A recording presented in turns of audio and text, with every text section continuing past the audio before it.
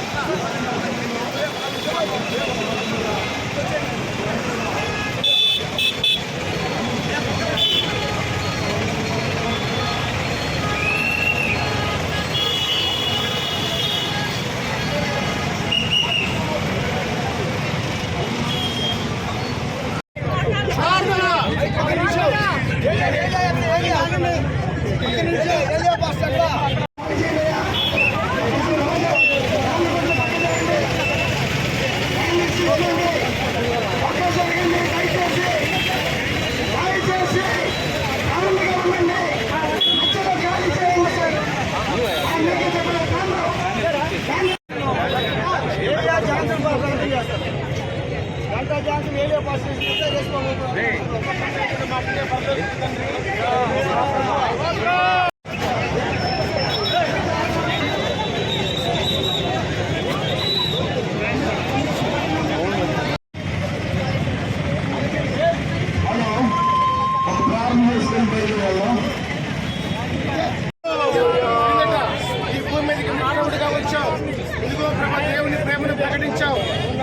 రక్తం కార్చావు, ప్రేమించమన్నావు, సిలువలో వేలాడుతూ తండ్రి వీరేమి చేయుచున్నారో వీరు ఎరుగరు, వీరిని క్షమించమని చెప్పిన గొప్ప తండ్రి ఇదిగో శత్రువులను ప్రేమించమని చెప్పిన దేవా మీకు ఎంతో వదనాలు, నిన్ను వలే నీ పొరుగు వారిని ప్రేమించమని చెప్పిన దేవా మీకు ఎంతో వదనాలు, స్తోత్రాలు చెల్లిస్తున్నాం. మా కొరకు ప్రాణం పెట్టారు, మా కొరకు రక్తం కార్చారు, సిలువలో వేలాడారు తండ్రి, మా కొరకు ప్రాణం త్యాగం చేశారు తండ్రి. ఎవరిని కొట్టమని చెప్పలేదు, తిట్టమని చెప్పలేదు, చంపమని చెప్పలేదు, సహాయం చేయమని చెప్పావయ్యా. అందుబట్టి మీకే స్తుతి స్తోత్రం చెల్లిస్తున్నాం.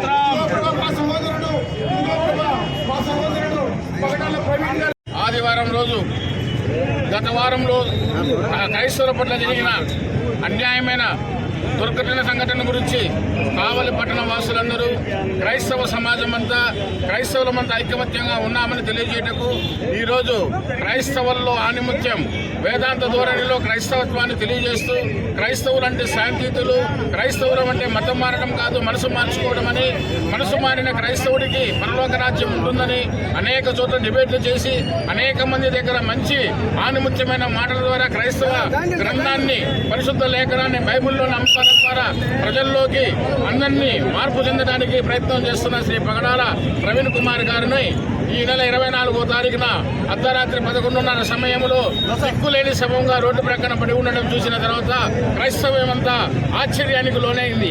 అక్కడున్న పరిస్థితుల ప్రభావం చూసినట్లయితే, అక్కడున్న పరిస్థితులు చూసినట్లయితే, ఆనవాళ్ళను చూసినట్లయితే, ఆయన చేసిన ప్రయాణాన్ని బట్టి తీసిన ఫుటేజీలను బట్టి అయితే ప్రవీణ్ కుమార్ గారిని హత్య చేసి తీసుకొచ్చి అక్కడ వేసినట్లుగా అందరూ భావిస్తున్నారు. ఏదేమైనప్పటికీ క్రైస్తవంలో కక్షకు కక్ష కట్టడం క్రైస్తవుని యొక్క పద్ధతి కాదు. ప్రభువు యేసుక్రీస్తు వారే శిలువ మరణాన్ని పొందబోతున్న మరుక్షణంలోనే వీరేం చేస్తున్నారో క్షమించమని తన శిలువ వేసిన వారిని క్షమించిన తండ్రి బిడ్డలు మేమందరం. అటువంటి పరిస్థితుల్లో ప్రవీణ్ కుమార్ కుటుంబం తరఫున కూడా ఆయనకు అన్యాయం జరిగినా, ఆయన ఎటువంటి బాధలో మరణించినా ఆయన రక్తం ఈరోజు దేవుడితో మాట్లాడుతుంది. ఆయన జరిగిన అన్యాయాన్ని బట్టి ఈరోజు క్రైస్తవ లోకమంతా కళ్ళు తెరుచుకొని మన రాబోయే రోజుల్లో క్రైస్తవం అంటే మనసు మార్చే విధానంలో శాంతియుతంగా మేము చెప్పేవాళ్ళమే కానీ హింసగా ప్రలోభనించే వాళ్ళం కాదని తెలియజేయటకు ఆ కుటుంబానికి జరిగిన అన్యాయం మరి ఏ కుటుంబానికి జరగకూడదని ఆయన యొక్క మరణంలో ఉన్న అనుమానాలు గవర్నమెంట్ వారు మంచి బుద్ధితో మంచి జ్ఞానముతో దేవుడిచ్చిన శక్తితో ఇచ్చిన ఇన్వెస్టిగేషన్ ఆఫీసర్లు కూడా మాకు న్యాయం చేస్తారని ఆయన కుటుంబం పట్ల అనుమానితంగా ఉన్న మరణం అందరికీ సంభవిస్తుంది. ఆ మరణం గురించి కాదు, అన్యాయమైన మరణం.